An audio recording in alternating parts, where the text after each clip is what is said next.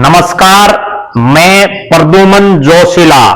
हरियाणा प्रदेश के राजनीतिक गलियारों से एक बहुत बड़ी खबर बाहर निकल करके आ रही है और खबर यह है कि हमेशा राजनीति में चंचल मन से रहने वाले और जिनके आज तक के तमाम राजनीतिक फैसले लगभग गलत साबित हुए हैं, ऐसे नेता एक बार फिर से बड़ी सुर्खियों में हैं और वो लगातार प्रदेश की जनता की जुबान पर वो नाम पिछले भले ही बहुत से सालों से चल रहा है और जिन्होंने बहुत लंबा संघर्ष भी किया है, लेकिन लगातार वो संघर्ष में ही उनका जो राजनीतिक जीवन है वो बीतता जा रहा है।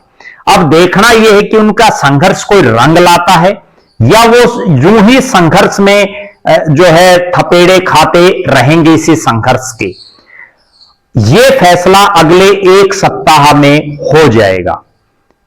हम बात उस नेता की आपको आगे बताने जा रहे हैं। उससे पहले आप सभी साथियों से जिन्होंने अभी तक चैनल को सब्सक्राइब नहीं किया है, उनसे अनुरोध है कि आप चैनल को सब्सक्राइब करें, बेल आइकन घंटी का बटन अवश्य दबाएं ताकि आपको समय समय पर नोटिफिकेशन मिलता रहे। वीडियो को ज्यादा से ज्यादा शेयर करें और अपने कमेंट्स अवश्य लिखें कि आपके मन में क्या है। अब हम जिस नेता की बात कर रहे हैं वो नेता हरियाणा प्रदेश की राजनीति में पिछले काफी समय से लगभग 3 दशक से वो राजनीति में सक्रिय हैं और राजनीति में उन्होंने सांसद वो रहे, विधायक वो बने, लेकिन ना वो कभी मुख्यमंत्री बन पाए, ना वो कभी प्रदेश के अध्यक्ष बन पाए राष्ट्रीय पार्टी के, और ना वो कभी मंत्री बन पाए। ये सपना उनका लगातार अधूरा दिखाई दे रहा है।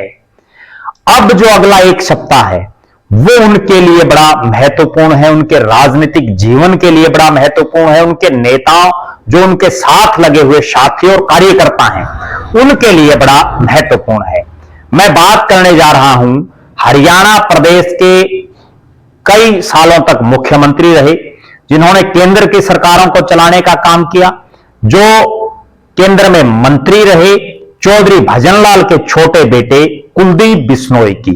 कुलदीप बिश्नोई के लगातार जो राजनीतिक फैसले उन्होंने अपने जीवन में लिए हैं वो ज्यादातर उनके गलत साबित हुए हैं, उनकी टाइमिंग गलत साबित हुई है। अब एक बार फिर से हरियाणा प्रदेश में जो अभी सराणा से विधायक और जो प्रदेश की सरकार में जिनको मंत्री बनाया गया है, कृष्ण लाल पंवार जी, वो राज्यसभा के सांसद हरियाणा से थे। उन्होंने विधायक बनने के बाद वहां से इस्तीफा दे दिया और 1 अगस्त 2028 तक यानी लगभग मोटा मोटी 3.25 साल का कार्यकाल अभी इस राज्यसभा सीट का खाली है। इस राज्यसभा सीट पर अभी चुनाव होना है, जिसको लेकर के 3 तारीख को नोटिफिकेशन होगा और 10 तारीख तक नॉमिनेशन किए जाएंगे, यानी 3 से 10 तक का समय नॉमिनेशन का है। अब जो ये एक सप्ताह का समय है, ये कुलदीप बिश्नोई की राजनीति क्या होगी भविष्य में, उनका राजनीति का स्वरूप क्या होगा, ये तय कर देगा। ये तय कर देगा कि कुलदीप बिश्नोई भारतीय जनता पार्टी में रहेंगे या नहीं रहेंगे। कुलदीप बिश्नोई कितने दिन और मेहमान हैं भारतीय जनता पार्टी के। मैं मेहमान शब्द का यूज क्यों कर रहा हूं, इसके बहुत बड़े मायने हैं और मायने इसलिए हैं कि वो एक मेहमान की तरह बहुत कम मीटिंगों में आते हैं। वो सभी जो बीजेपी की आवश्यक जो मीटिंगें हैं, यहां तक कि हिसार जिला जो उनका गृह जिला है, उसमें नायब सिंह सैनी जी आए तो भी वो नहीं आते, प्रदेश के मुख्यमंत्री हैं। मोहनलाल बड़ोली जी सदस्यता अभियान के लिए आए तो भी कुलदीप बिश्नोई जी अपने परिवार सहित नदारद रहते हैं। और भी बहुत से ऐसे कार्यक्रम हैं जिनमें कुलदीप बिश्नोई की उपस्थिति होती है, अपेक्षित भी होते हैं वो, क्योंकि वो इस क्षेत्र से पूर्व विधायक भी हैं, पूर्व सांसद भी हैं और बड़ा नाम है। उसके बावजूद वो मीटिंगों में नहीं रहते, लिहाजा वो एक मेहमान की तरह कभी कभार जब मन किया तो आगे, वरना नहीं आई, या दिल्ली और गुड़गांव या विदेशों में रहते हैं। अब जो अगली बात है वो ये है कि कुलदीप बिश्नोई के पास ये एक सप्ताह है करो या मरो की राजनीति का। इस एक सप्ताह में अगर भारतीय जनता पार्टी ने उन्हें अपना राज्यसभा का प्रत्याशी बना दिया तो राजनीति उनकी जिंदा रह जाएगी। अगर उनको नहीं बनाया तो राजनीतिक रूप से जैसे बहुत से नेताओं का राजनीतिक सूरज अस्त हो गया, इसी तरह से कुलदीप बिश्नोई का सूरज भी अस्त हो जाएगा और हमेशा के लिए भी हो सकता है। उसका कारण क्या है कारण यह है कि जो आदमपुर का अभेद्य दुर्ग, जो आदमपुर का अभेद्य किला, जिसमें लगातार चौधरी भजनलाल जी का परिवार चुनाव जीतता रहा है, जहां पहली बार हुआ चुनाव हार गई विधानसभा का, और ये तो विधानसभा का पहली बार हारे हैं, लोकसभा के चुनाव में भी वहां बीजेपी के प्रत्याशी हारे। 2019 के चुनाव में जब भजनलाल जी के पोते कुलदीप बिश्नोई के बेटे भव्य बिश्नोई चुनाव लड़ रहे थे, तो भी इस लोकसभा क्षेत्र के आदमपुर हलके से उन्हें हार का सामना करना पड़ा था। लिहाजा आदमपुर जो उनका गृह क्षेत्र है, वो धीरे धीरे उनसे दरक रहा है, उनसे जो है वहां लोगों में नाराजगी अपार सतर पर जा चुकी है, और जिसका परिणाम यह है कि हल्के से बाहर के एक आदमी को और आदमपुर की जनता ने भव्य बिश्नोई के मुकाबले चुनाव जिता दिया, और वो भी उस सूरत में जिता दिया जब भारतीय जनता पार्टी की प्रदेश में तीसरी बार सरकार 48 सीटों के साथ सरकार बन गई और वो आदमपुर हार गई। लिहाजा अब कुलदीप बिश्नोई इस जो उनका आखिरी प्रयास है राजनीतिक रूप से, मैं जिसको समझ पा रहा हूं, क्योंकि अब ना तो ऐसी संभावनाएं कि उनको प्रदेश अध्यक्ष भारतीय जनता पार्टी बनाएगी। उन्होंने कांग्रेस क्यों छोड़ी थी कि कांग्रेस ने ना तो चौधरी भजनलाल को मुख्यमंत्री बनाया, उसके बाद कुलदीप बिश्नोई को प्रदेश अध्यक्ष बनाने की बात भी नहीं सिरे चढ़ पाई। उसके बाद उन्होंने अपनी पार्टी बनाई हजका से वापस कांग्रेस में विलय किया, फिर उनको प्रदेश का अध्यक्ष नहीं बनाया गया और फिर वो भाजपा में आ गए। अब बीजेपी ना तो उनको मुख्यमंत्री बनाएगी, बिल्कुल क्लियर कट दिखाई दे रहा है, ना भारतीय जनता पार्टी उनको प्रदेश का अध्यक्ष बनाएगी। भारतीय जनता पार्टी उन्हें या उनके बेटे को मंत्री भी नहीं बना सकती, क्योंकि वो हरियाणा में विधानसभा के सदस्य नहीं है, और आज वो हैसियत भी कुलदीप बिश्नोई की नहीं बची कि बिना विधायक बने उनको या उनके बेटे को नायब सिंह सैनी की सरकार में मंत्री बना दें।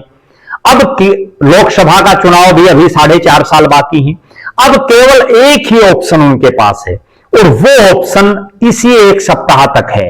अगर इस एक सप्ताह में वहां भी उनका कहीं कोई दाल नहीं गली, तो आप ये मानिए कि कुलदीप बिश्नोई की राजनीति का सूर्य अस्त हो चुका है। आगे कोई और विकल्प दिखाई नहीं दे रहा कुलदीप बिश्नोई के पास, क्योंकि बीजेपी उनको इससे ज्यादा और कुछ नहीं दे सकती। और दूसरी तरफ अगर वो इस तरह के फैसले लेने के लिए बड़े विख्यात हैं, अगर वो इस एंड टाइम पर बीजेपी छोड़ करके कांग्रेस में चले गए, तो हो सकता है, चूंकि कांग्रेस वहां विपरीत हालात हैं कांग्रेस के पास, हो सकता है कांग्रेस तो उनको क्या पता कुछ ना कुछ दे दे, हो सकता है कांग्रेस इन हालातों में उनको प्रदेश का अध्यक्ष भी बना दे, क्योंकि अब हुड्डा साहब का जो जलवा था वो भी धीरे धीरे कम होता जा रहा है, और इस चुनाव के बाद वो बिल्कुल कम हो गया है। तो ये जो अगला एक हफ्ता है, ये तय कर देगा कि कुलदीप बिश्नोई का राजनीतिक भविष्य क्या रहने वाला है। कुलदीप बिश्नोई ने अभी, चूंकि ये चर्चाएं बड़ी जोरों पर थी कि 8 तारीख को जब चुनाव परिणाम आया 8 अक्टूबर को, उसके बाद कुलदीप बिश्नोई और उनके बेटे भव्य बिश्नोई, उनकी धर्मपत्नी रेणुका बिश्नोई बीजेपी की तमाम गतिविधियों से दूरी उन्होंने बनाए रखी थी। भव्य बिश्नोई युवा मोर्चा के प्रदेश के प्रभारी हैं, उसके बावजूद वो युवा मोर्चा तक की मीटिंगें नहीं ले रहे थे। कुलदीप बिश्नोई और रेणुका बिश्नोई भी प्रदेश कार्यकारिणी के सदस्य हैं, लेकिन कुछ नहीं कर पा रही। अब जो पूरी ये चर्चाएं थी कि कांग्रेस में वो शामिल हो सकते हैं, इसी बीच कुलदीप बिश्नोई ने भारतीय जनता पार्टी के नरेंद्र मोदी के बाद जो दूसरे सबसे ताकतवर नेता हैं अमित शाह, और बीजेपी के राष्ट्रीय अध्यक्ष और केंद्रीय मंत्री जगत प्रकाश नड्डा, दोनों से उन्होंने मुलाकात की और अपने सोशल मीडिया प्लेटफॉर्म पर दोनों की बड़ी जबरदस्त तारीफ की।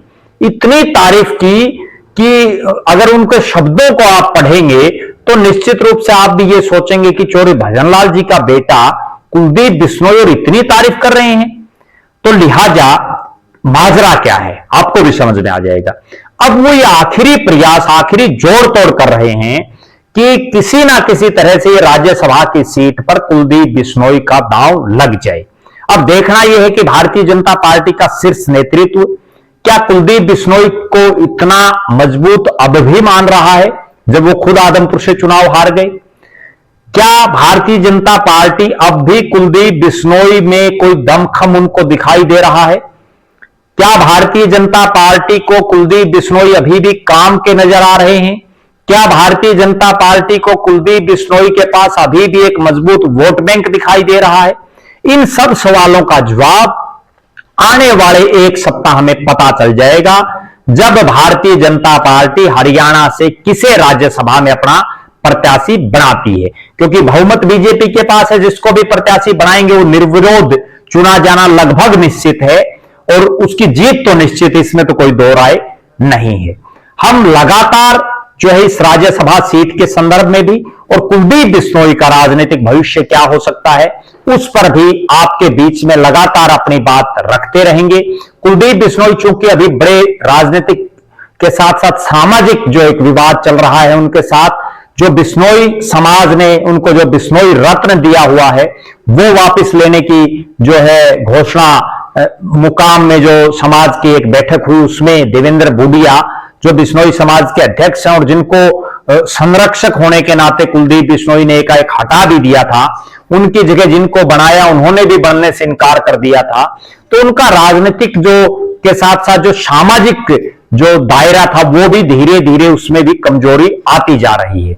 अब देखना यह है कि चौधरी भजनलाल जी की जो एक बहुत लंबी चौड़ी राजनीतिक विरासत थी उसको क्या कहीं कोई बचा पाते हैं कुलदीप बिश्नोई, या वो बिल्कुल धराशायी हो जाएगी, इस पर भी हमारी नजरें बनी रहेंगी। आप लगातार हमारे साथ बने रहें, हमारे फेसबुक पेज को लाइक और फॉलो करें, यूट्यूब पर चैनल को सब्सक्राइब करें, बेल आइकन घंटी का बटन अवश्य दबाएं, वीडियो को ज्यादा से ज्यादा शेयर करें, अपने कमेंट्स अवश्य लिखें कि आखिर कुलदीप बिश्नोई का राजनीतिक भविष्य कैसा होगा। बहुत बहुत धन्यवाद। आपका अपना प्रद्युमन जोशीला।